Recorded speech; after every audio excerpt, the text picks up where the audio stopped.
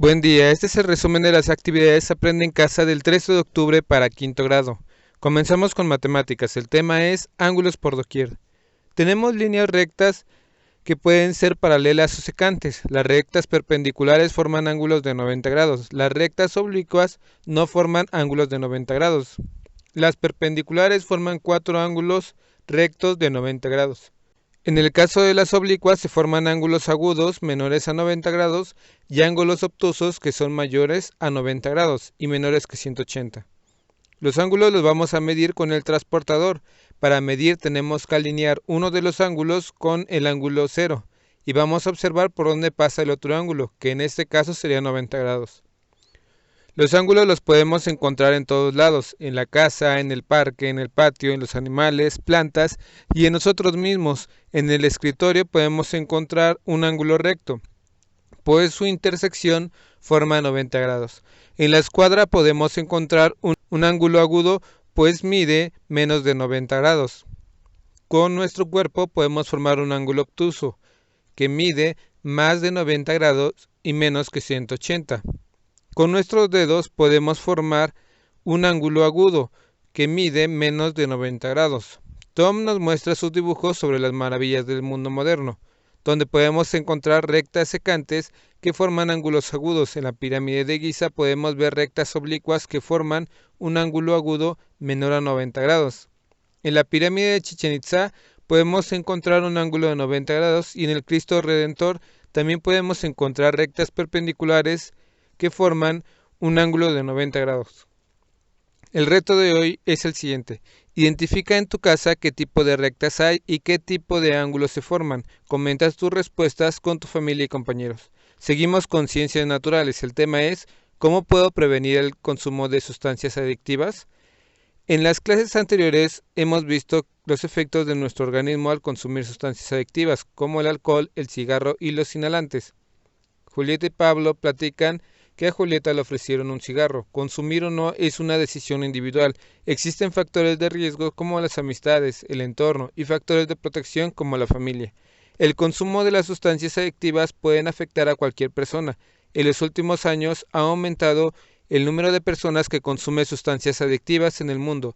Existen más de 1.000 millones de personas que fuman. En el alcohol hay 2 millones de personas. Y en los inhalantes, muchos jóvenes ya han consumido inhalables. La dependencia de este tipo de sustancias es una enfermedad que impacta a toda la sociedad y no solo a la persona que la consume. Prevenir es la clave. La prevención consiste en llevar a cabo una serie de acciones que evite el consumo de sustancias adictivas. Las acciones de prevención son de prevención universal, están dirigidas a la población en general. Se lleva a cabo mediante difusión de la salud.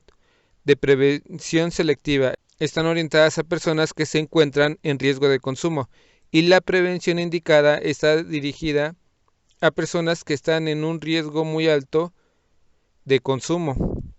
Después juegan un juego de prevención. Prevención en la escuela, podríamos recibir orientación de los maestros. Prevención con compañeros, podríamos realizar actividades deportivas.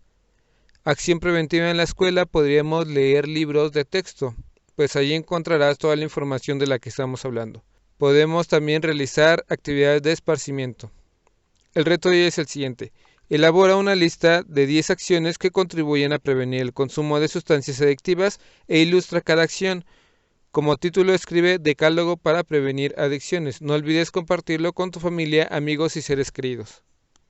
Seguimos con lengua materna. El tema es un anuncio sobre los gérmenes. Hoy vamos a aprender a elaborar un anuncio publicitario.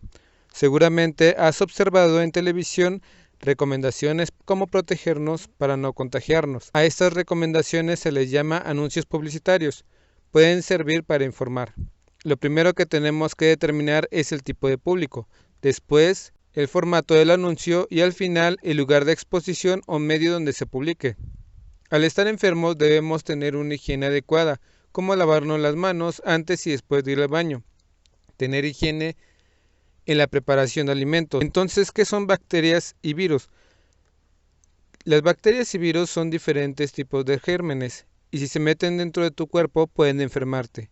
Hay que lavarse muy bien las manos para no enfermarnos y también para no contagiarse de coronavirus. ¿Sabías que en tus manos se ensucian Con todas las cosas que tocan durante el día, muchas veces te quedan los dedos pegajosos después de comer o las manos llenas de tierra al jugar en el patio. Todo esto indica suciedad, pero las bacterias y virus no siempre se pueden ver así de sencillo. Con la información que hemos comentado, vamos a hacer nuestro anuncio publicitario. En la página 28, 29, 32 y 33 hay información sobre el tema. Primero vamos a definir qué es lo que queremos lograr, que sería cuidar la salud a través de hábitos de higiene. ¿A quién va dirigido? Definir tu tipo de público es precisar qué elementos vas a utilizar, en este caso sería para niños y niñas. También hay anuncios que pueden ser solo con música o sonidos como el carrito de los helados. También en volantes o anuncios espectaculares. Podemos también describir nuestro anuncio pensando en personas discapacitadas. Vamos a dirigir nuestro anuncio de niñas y niños y el formato será en carteles. Lugar y medios serán en redes sociales. El propósito del anuncio es crear conciencia sobre cómo evitar contagios. Debemos buscar una frase o eslogan, también podemos usar imágenes llamativas con muchos colores y la información sobre lo que se trata la publicidad que estamos haciendo. Después nos pusieron un video que nos habla sobre el coronavirus. El reto de hoy es el siguiente. Elabora un anuncio publicitario sobre este virus, dibújalos y anota tu eslogan con una frase que impacte y lo puedes compartir con tu familia y tus compañeros. Pero lo más importante es enfatizar en cómo se puede cuidar nuestra salud para no enfermarse. Seguimos con historia. El tema es Introducción a la intervención estadounidense en México. Vamos a hacer un juego sobre preguntas. Desde que nuestro país consumó su independencia, tuvo solo un sistema de gobierno, ¿cierto o falso? Falso. ¿Cuál de los siguientes fue el primer sistema de gobierno que tuvo México independiente? ¿República, monarquía o tiranía? La respuesta es monarquía. ¿Qué caracterizó los primeros años del México independiente? Los conflictos económicos, políticos y sociales. Durante el siglo XIX hubo varias intervenciones extranjeras. ¿Cuáles fueron? Hoy veremos algunas de ellas. Esta es la superficie actual de México, pero no siempre fue así. Sus fronteras se modificaron como resultado de varios procesos históricos que hicieron que perdiera la mitad de su extensión. En 1921 se consumó la independencia. Durante el mandato de Iturbide se anexó Guatemala, pero solo fue hasta 1923. Hubo conflictos entre federalistas y centralistas. España trató de reconquistar a México. En tu libro de texto, página 22, podemos ver una imagen donde se muestra este mapa. El gobierno permitió a los ingleses que se asentaran con las condiciones de que hablaran español y fueran católicos, pero las diferencias eran muy marcadas entre los ingleses y mexicanos. Las causas de la intervención de Estados Unidos. La primera causa sería la expansión. Estados Unidos tenía intenciones de expandir su territorio. La segunda causa es la inestabilidad política que se vivía en México en ese momento. Una tercera causa eran las diferencias que existían entre los estadounidenses y los mexicanos. Y una cuarta causa tiene que ver con la independencia de Texas, pero esto lo veremos en otra clase. Texas dejó de ser parte de México, fue una república independiente durante un tiempo y después se anexó a Estados Unidos. Durante este periodo también los ingleses nos atacaron, en la llamada Guerra de los Pasteles. Fue el primer conflicto entre México y Francia.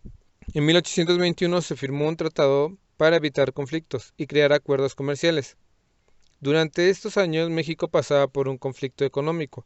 El dueño de un restaurante exigió un pago por los pasteles que se habían comido y no pagaron. Al recibir la negativa, el embajador de Francia se retiró del país y regresó con barcos. Comenzó la guerra. Al pagar una parte de la deuda, las tropas de Francia se retiraron. Un dato interesante es que durante esta guerra Santana recibió un cañonazo que le quitó su pierna. En esta clase no hubo reto. Espero que este video te ayude un poco. Si conoces a alguien que le pueda ayudar a este video, comparte. Dale like y suscríbete. Saludos.